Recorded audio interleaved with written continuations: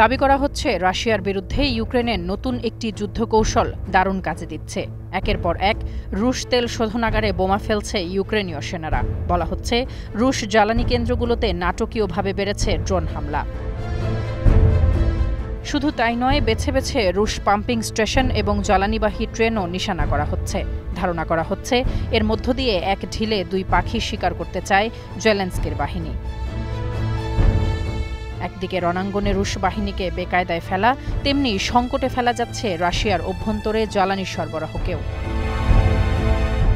ইউক্রেনের মিত্রদেশ যুক্তরাষ্ট্রের সংবাদ মাধ্যম সিএনএনের রিপোর্ট অনুযায়ী সম্প্রতি দফায় দফায় হামলা হয়েছে ভলগোগ্রাদের লুকোইল জ্বালানি উৎপাদন কেন্দ্রে। রাশিয়ার দক্ষিণাঞ্চলের বৃহত্তম জ্বালানি উৎপাদন কেন্দ্রে গত 14ই আগস্ট আগুন জ্বলতে দেখা যায়। কয়েকদিনের মাথায় 19শে আগস্ট আবারও বড় ধরনের হামলা হয় সেখানে।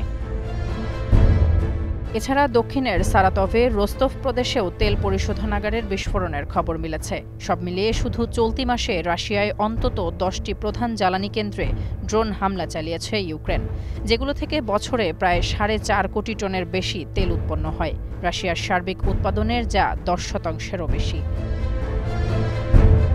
মার্কিন প্রেসিডেন্ট ডোনাল্ড ট্রাম্প যতই কূটনীতি চালিয়ে যান না কেন, ইউক্রেন রাশিয়া যুদ্ধ সমান তালে চলছে। যুদ্ধ থামারও কোনো লক্ষণ নেই। হয়তো সে কারণেই রাশিয়াকে ভিন্ন পথে শায়েস্তা করার কৌশল নিয়েছে জেলেনস্কি।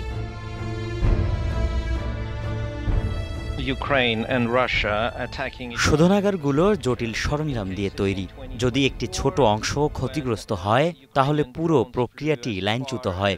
রাশিয়া তার উৎপাদিত তেলের প্রায় অর্ধেক পরিশোধন করে, বাকিটা রপ্তানি করে। গত কয়েক সপ্তাহে আমরা দেখেছি বড় বড় কয়েকটি শোধনাগার বন্ধ হয়ে গেছে। এর অর্থ হলো ভারসাম্য বজায় রাখার জন্য রাশিয়াকে বিদেশে আরও তেল রপ্তানি করতে হবে, এবং এটি সহজ নয়, কারণ রুশ তেলের উপর অনেক নিষেধাজ্ঞা আছে। রাশিয়ান তেলের প্রধান ক্রেতা চীন এবং ভারত। তারা কতটা তেল নিতে পারবে তাও সীমাবদ্ধ। সিএনএন দাবি করছে নয়া যুদ্ধ কৌশলের সুফল পাচ্ছে ইউক্রেন, কারণ রাশিয়ার কয়েকটি অঞ্চলে পরিশোধিত পেট্রোলিয়ামের সবচেয়ে জনপ্রিয় A95 গ্রেডটি এখন আর সহজে পাওয়া যাচ্ছে না। বাড়ছে দামও। বলা হচ্ছে শুধু চলতি মাসেই গ্যাসোলিনের দাম 10% বেড়েছে। নিউ ইয়র্ক থেকে পরিচালিত ট্রেডিং ইকোনমিক্স ওয়েবসাইটেও রাশিয়ায় জ্বালানি তেলের দাম বাড়ার প্রবণতা স্পষ্ট।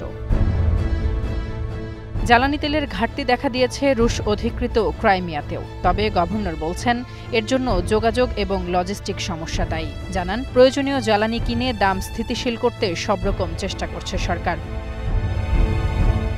মার্কিন নিষেধাজ্ঞার পরও বিদেশে তেল বিক্রি করে অর্থনীতিকে চাঙ্গা রাখার চেষ্টা করছে রাশিয়া।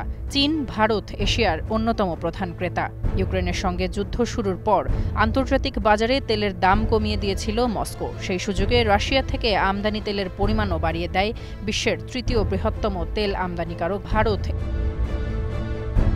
হয়তো সেই অর্থের লাগাম টানতেই ইউক্রেনও রুশ তেলকেই হামলার টার্গেট করেছে, যাতে রাশিয়ার অভ্যন্তরে তেল সংকট বাড়ে। এর প্রভাব পড়ে বিদেশে রফতানিতেও। তাসফিয়া তামান্না, স্টার নিউজ।